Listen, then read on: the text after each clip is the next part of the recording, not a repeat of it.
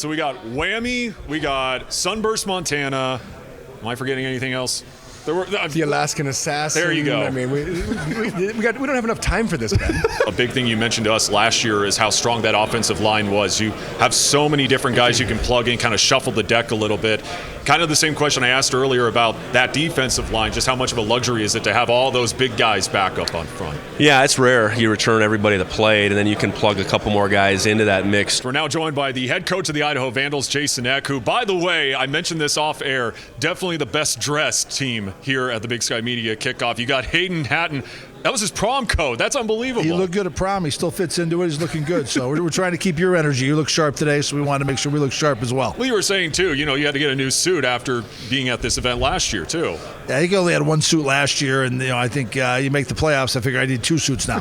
There you go. You always give off great quotes, and I want to read this one that you had back in spring ball, and I quote, "Water boils at 212 degrees. We are at 211, and we are searching for that last degree that gets us where we need to be. We have the players and the coaches to do it." What steps do you guys have to take in order to start bubbling?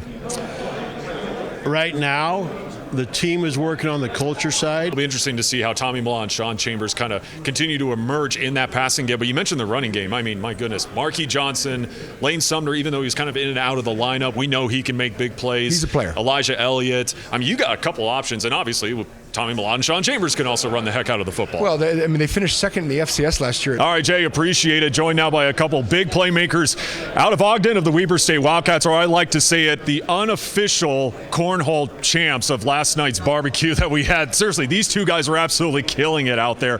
Noah Taggi, offensive lineman, Winston Reed, linebacker for this Weber State program. And Noah, I'll start with you. Obviously, this offensive line has been tremendously impressive going back to last season.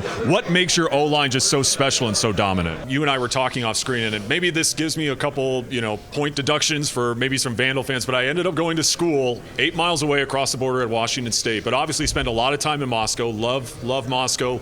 I've been to a couple games in the Kibbie Dome, and I can see just how tremendous of an atmosphere that is when it gets pretty filled, when the crowd is electric. It really felt like heading into the second half of last season, it felt like that energy and that atmosphere was coming back. Just how big is it and how important is it going to be for Vandal Nation to be at all of those home games this season? We need to fill it up, because when you start getting over 10,000 people in the Dome, it's loud. And even if some of those people in Pullman want to come over, we'll let them come over to watch a game too.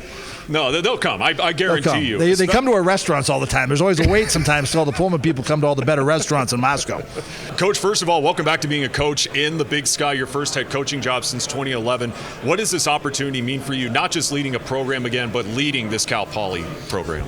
Yeah, it's just very exciting because there's a lot of new growth happening in our program. This program having so much success last year in your first year. I know there are guys that don't care about the preseason rankings whatsoever, but how do you make sure that your team, with all these expectations, not have the feeling that, hey, we made it, we still have a whole lot more that we can accomplish? We just got to focus on getting better on a daily basis. We need to play better than we did last year, and that's just the way it works in this business. Each year, one to the next, no matter who the face is, you got to take a step forward. Yeah, I know a point of emphasis for you defensively, when we talked to you a lot last year, was giving up all those explosive plays. You mentioned some losses in the secondary. Who's in the mix heading into fall camp? Well, I think at the free safety position right now, Drew Polidor is a guy that emerged out of spring. You being an offensive line guy, I know there's a huge point of emphasis for this program over the last couple of years. How's that group looking heading into fall camp? Yeah, we're getting a lot better. I know it's hard to fill the shoes of a talented quarterback like Davis Alexander, but you got a pretty quick guy in Dante Chachere. What can you say about him, and what progressions do you want to see him continue to make as you head into fall camp and into the season? He's already made the progressions.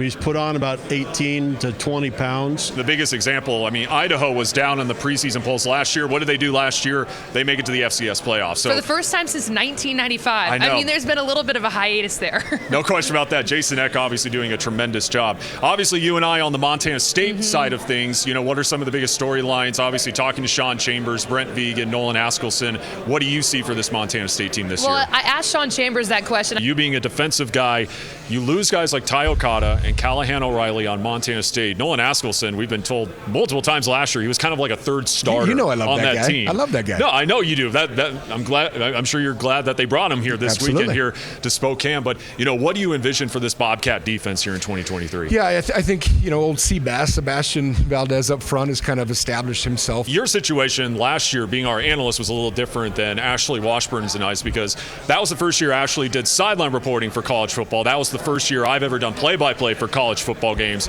You obviously have previous experience as an analyst when the Big Sky was still with Root Sports.